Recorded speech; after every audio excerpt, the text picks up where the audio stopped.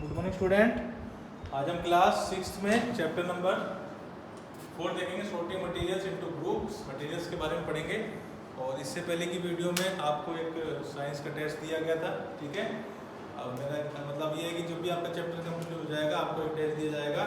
और मैथ में भी आपको टेस्ट दिया गया था। आई होप आपने वो दोनों टेस्ट कंप्लीट कर लिए होंगे, और अगर कर लिए हैं तो जल्दी से जल्दी आप स्कूल में आके उसको सबमिट करा दें। स्कूल का टाइमिंग आपको पता ही है, Monday to Saturday between 8:30 to 12 o'clock। आप कभी भी आके स्कूल में अपना क्लास टेस्ट, अपना होमवर्क और जो आपके डाउट्स हैं जिस भी सब्जेक्ट से रिलेटेड वो आके सबमिट करा के क्लियर कर सकते हैं, ठीक है। तो आज हम पढ़ेंगे चैप्टर नंबर 4 के बारे में, मटेरियल्स के बारे में, ठीक है। जो उसका पेज नंबर है आपका 26, ठीक है। तो साथ साथ में आपको पढ़ते चलना है, लाइन टू लाइन्स ट्रांसलेशन करेंगे अपन। और जो भी बुक्स हैं आपके पास उसमें आप देखते रहेंगे। और बुक्स नहीं है अभी भी तो जितना जल्दी हो सके परचेज करें बुक्स को, कोई काफ़ी टाइम हो चुका है इस क्लास को चलते हुए। और मैं आपको हर वीडियो में ये बात बोलता हूँ कि आपकी बुक परचेज करिए साथ के साथ, ठीक है। तो पेज नंबर है आपका 26, सॉर्टिंग मटेरियल इनटू ग्रुप्स। तो सभी स्टूडेंट अपनी बुक में देखेंगे। पहला कि ऑब्जेक्ट अराउंड अस, कि हमारे आसपास जो ऑब्जेक्ट होते हैं उसके बारे में डिस्कस कर लेते हैं। कि we have seen that our food and clothes have so much variety in them. कि जैसे कि हम देख चुके हैं और पढ़ भी चुके हैं कि हमारे खाने में और कपड़ों में काफ़ी सारी वैरायटी देखने को मिल जाती है। Not just food and clothes, सिर्फ खाने और कपड़े में ही नहीं, there is such a vast variety of object everywhere. कि हमारे आसपास जो भी ऑब्जेक्ट होता है उसमें भी कई सारी वैरायटी आपको देखने को मिल जाती है। We see around us a chair, a bullock cart, a cycle, cooking utensils, books, clothes, toys, water stone and many other objects। यानी हम देख चुके हैं कि हमारे आसपास जो चेयर होती है, बुलक कार्ट होती है, cycle, cooking utensils, books, clothes, toys, water, stone and many other object, ये सब ऑब्जेक्ट हमारे आसपास देखने को मिल जाते हैं। All these objects have different shape, colours and uses. सभी इन ऑब्जेक्ट्स की जो शेप होती है, कलर होती है और यूजेस होते हैं वो अलग अलग होते हैं। Look around and identify object that are round in shape. कि अपने आसपास देखिए और आप जो भी ऑब्जेक्ट देखते हैं उसमें देखिए किस ऑब्जेक्ट की शेप कैसी है, राउंड शेप की है। आर लिस्ट में include a rubber ball, a football and a glass marble. जैसे हम देखेंगे जो राउंड शेप होगी वो रबर बॉल होती है, उसकी होती है, फुटबॉल की होती है और एक ग्लास मार्बल की। If we include objects that are nearly around, our list could also include objects like apples, orange and earthen pitcher वगैरह। यानी हमारे आसपास देखेंगे हम कई सारे फ्रूट होते हैं जो भी कैसी शेप में होते हैं, राउंड शेप में होते हैं। Suppose we are looking for object that are edible, यानी ऐसा ऑब्जेक्ट देखना है जो आपके आसपास हो, एडिबल हो। We might include all the items that we have listed in table 1.1।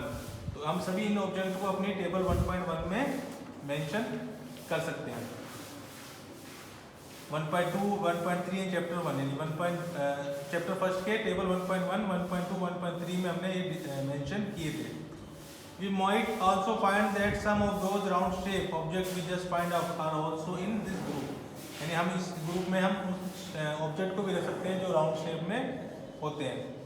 Let us say we wish to make a group of objects that are made of plastic buckets, lunch box, toys, water containers, pipes and many such objects। यानी हम कह सकते हैं कि कई सारे ऐसे group में ऑब्जेक्ट को रख सकते हैं जो प्लास्टिक के बने होते हैं, जैसे कि बकेट्स हो गया, लंच बॉक्स हो गया, टॉयज हो गए, वाटर कंटेनर हो गए, पाइप्स हो गए, और कई सारे ऐसे ऑब्जेक्ट हैं जो उसको हम इन ग्रुप में रख सकते हैं।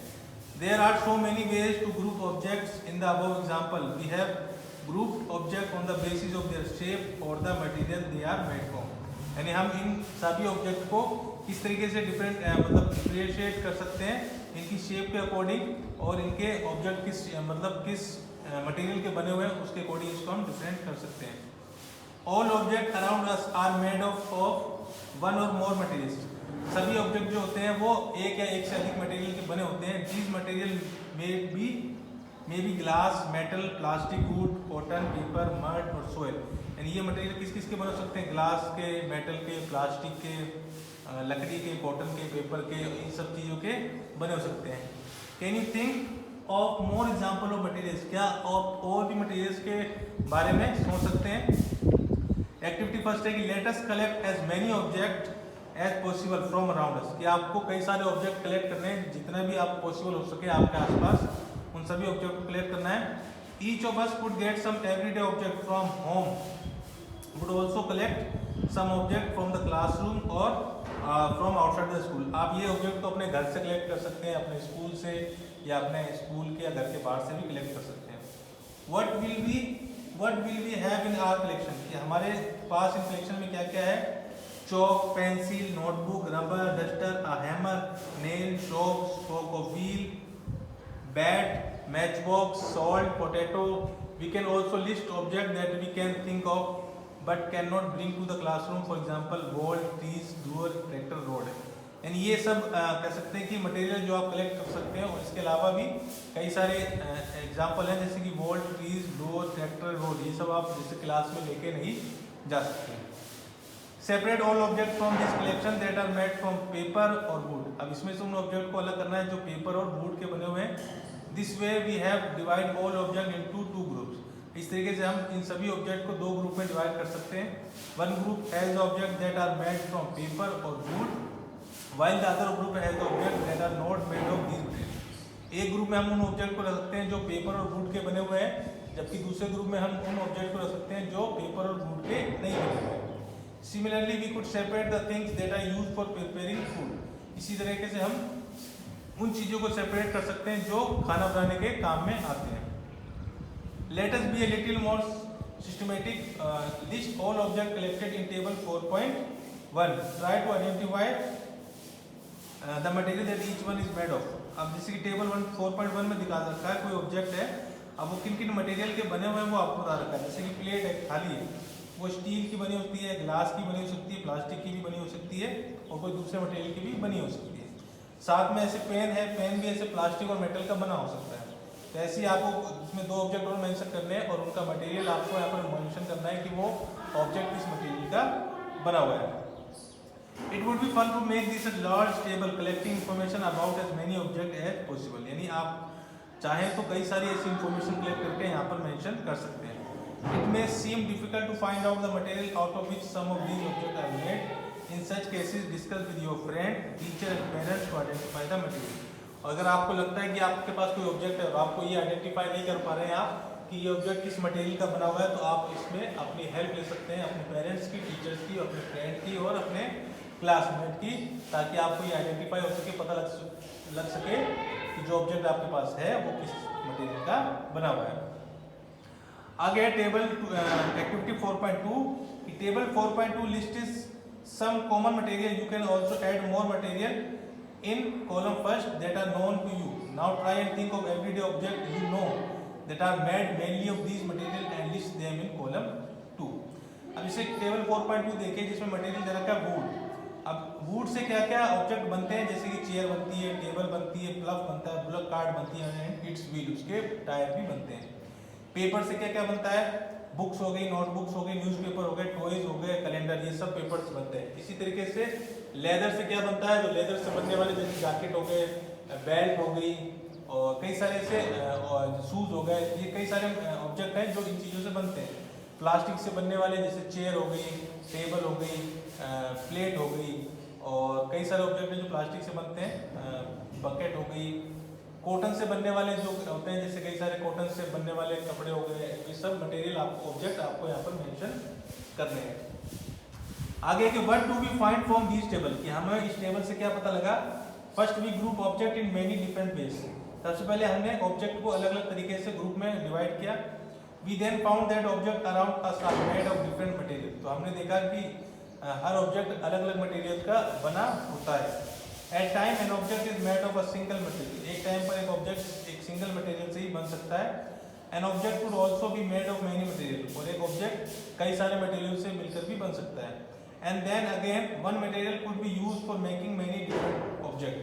और इसके साथ दोबारा कि एक मटेरियल से हम कई सारे ऑब्जेक्ट भी बना सकते हैं. What decided which material should be used. Next page पाएंगे use for making any given object. It seem that we need to know more about different material. ठीक है, क्या कह रहा है कि हम कैसे डिसाइड करेंगे किस मटेरियल से कौन सा ऑब्जेक्ट हम बना सकते हैं. तो इसके लिए हम कुछ और मटेरियल्स के बारे में हम पढ़ेंगे. आ गया 4.2 प्रॉपर्टीज ऑफ मटेरियल। अब मटेरियल की क्या क्या प्रॉपर्टीज होती है वो देखेंगे। Have you ever wonder why a tumbler is not made with a piece of cloth? कभी आपने देखा है कि जो टम्बलर होता है वो एक क्लॉथ के पीस से क्यों नहीं बनता है? Recall our experiments with piece of cloth in chapter 3 and also keep in mind that we can use tumbler to keep a liquid. यानी आप देखेंगे कि अगर आपने चैप्टर 3 पढ़ा अच्छे से तो आप उसमें मतलब रिमाइंड करेंगे कि we generally use a tumbler to keep a liquid, कि हम जनरली जो टम्बलर का यूज़ करते हैं वो लिक्विड को रखने के लिए यूज़ करते हैं। Therefore would it not be if we were to make a tumbler out of cloth, what we need for tumbler is glass, plastic, metal or other such material that will hold water। कि अगर हम कपड़े का use करके कोई tumbler बनाएंगे तो हमें फिर ग्लास, प्लास्टिक, मेटल और इन सब की ज़रूरत क्यों पड़ेगी? क्योंकि कपड़ा जो होता है वो पानी को होल्ड करके नहीं रख सकता, जबकि ग्लास, प्लास्टिक, मेटल और अदर मटेरियल जो होते हैं वो पानी को होल्ड करके रख सकते हैं, इसलिए इनका यूज़ किया जाता है।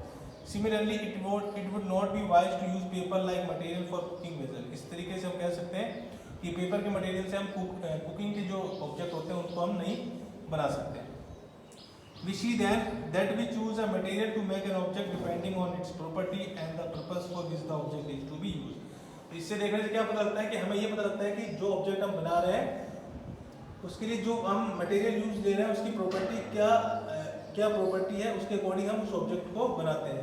ठीक है, आप पेपर से बनने वाली चीज़ जो है वो आप पेपर से बनती है, जो चीज़ जैसे नोटबुक हो गया, बुक हो गई, ये चीज़ें नहीं बन सकती। इससे आप कोई कुकिंग मटेरियल नहीं बना सकते।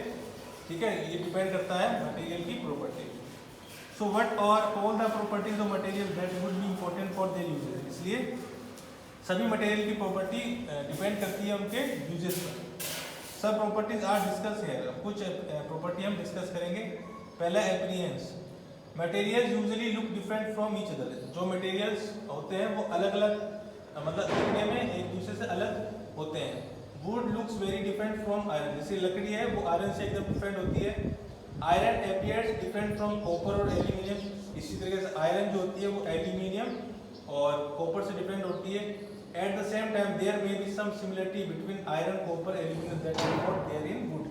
और इसी तरीके से हम कह सकते हैं जो आपको सिमिलरिटी आयरन, कॉपर और एल्यूमिनियम में मिलेगी वो आपको वुड में देखने को नहीं मिलेगी। यहाँ पर कह सकते हैं कि हर जो मटेरियल है उसकी अलग अलग मतलब कह सकते हैं लुकिंग वाइज अलग होता है। जैसे पेपर हो गया वो बिल्कुल वुड से डिफरेंट है और आयरन से डिफरेंट है। जैसे वैसे ही आयरन, एल्यूमिनियम, कॉपर होगा, ये सब भी क्या है पेपर और वुड से डिफरेंट है। तो आप इससे कह सकते हैं कि जो मटेरियल है वो लुकिंग वाइज कैसा दिखता है, वो हर मटेरियल आपस में दिखने में अलग अलग होते हैं। मतलब ऐसा नहीं कि सारे मटेरियल एक जैसे होते हैं। उसी तरीके से इनका यूज भी डिफरेंट प्रॉपर्टीज पर डिपेंड करता है कि किस यूजेस के लिए आप इसको इस्तेमाल कर रहे हैं, तो वो उसके ऊपर डिपेंड करता है। तो ये होता है मटेरियल की प्रॉपर्टी। ठीक है, तो फिलहाल के लिए आज की वीडियो में इतना ही पढ़ेंगे हम, और बाकी हम डिस्कस करेंगे इसकी और प्रॉपर्टीज़ के बारे में। ठीक है, जो और 2-3 प्रॉपर्टीज़ बता रखी हैं आपके बुक में मेंशन कर रखी है वो हम डिस्कस करेंगे अपनी नेक्स्ट वीडियो में। और बट इसके साथ ही जो आपको अभी तक पढ़ाया जाता है, जो भी चैप्टर पढ़ाया जाता है, जो भी सब्जेक्ट को लेकर, चाहे वो मैथ हो, चाहे वो साइंस हो, चाहे वो हिंदी हो, चाहे वो इंग्लिश हो, चाहे वो SST हो, जिस दिन भी पढ़ाया जाता है उसको उसी दिन आप उसको एक बार दोबारा से रिवाइज करेंगे। ठीक है, इससे क्या होता है कि आपके माइंड में वो रिमेंबर रहता है, फिर जब आप नेक्स्ट डे पढ़ते हैं तो आपको वो याद रहता है। ठीक है, अगर आप टाइम टू टाइम नहीं पढ़ेंगे तो वो आप भूल करेंगे। ठीक है, तो मिलते हैं हम अपने नेक्स्ट वीडियो में इसके न्यू टॉपिक के साथ, और साथ में आपको जो टेस्ट दिए गए थे वो आप स्कूल में आके सबमिट कराएं। Thank you.